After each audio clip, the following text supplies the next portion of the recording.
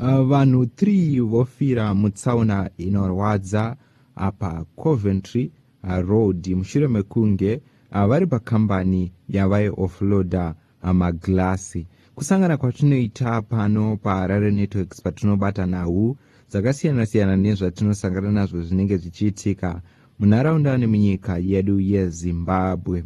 Zuva ranhasi tauya takabata chiitiko chevanhu 3 voziviswa nemapurisa eZimbabwe Republic Police apa statement ravakarilisa vachitsanangura pachiitiko chiri kutsanangurwa chakaitika na12 masikati apo pari kunzi pane vanhu 3 avo vakafa mutsaona yekuti vai offloada maheavy pallets of glass panels anova ari kunzi vakatadza kubata zvakanaka akazosvika pakuvatsimbirira.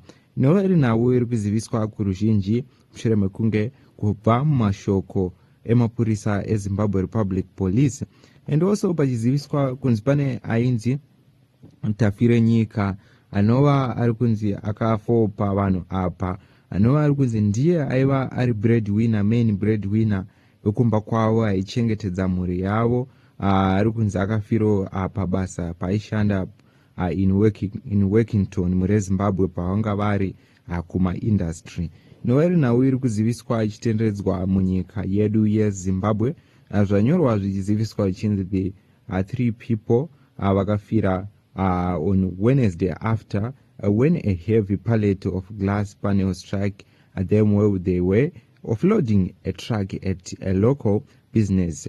Police said the fatal incident occurred at approximately 12 p.m. at a company situated along Coventry Road in Harare, according to a public statement released by the Zimbabwe Republic Police.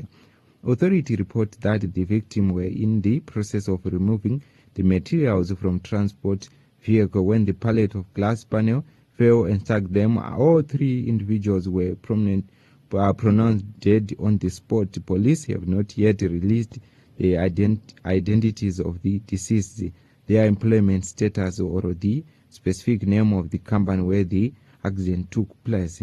The ZRP characterized the event as a sad incident, and the state stated that further details will be released to the public in due course as the authority continues to assess the scene. MureZimbabwe ndona iri kudziviswa vaishanda navo vakabvunzudzwawo pamusoro pechiitiko ichi vaitaura ivo vachiti vakamboedza kubatsira asi nekurema kwaita zvinhu izvi havana kukwanisa kubatsira. Asi mhuri yemumwe wevamwe vanga apa ari kunzi iye Tafire Nyika zita rake riri kutenderedzwa pari kuziviswa kunzi Tafire Nyika was the only man in a family of 4. Mumba mavo vakazvarwa vari 4 ende ndiye ega anga ari mukomana aimiramira achichengeta mhuri achichengeta vanin'ina vake.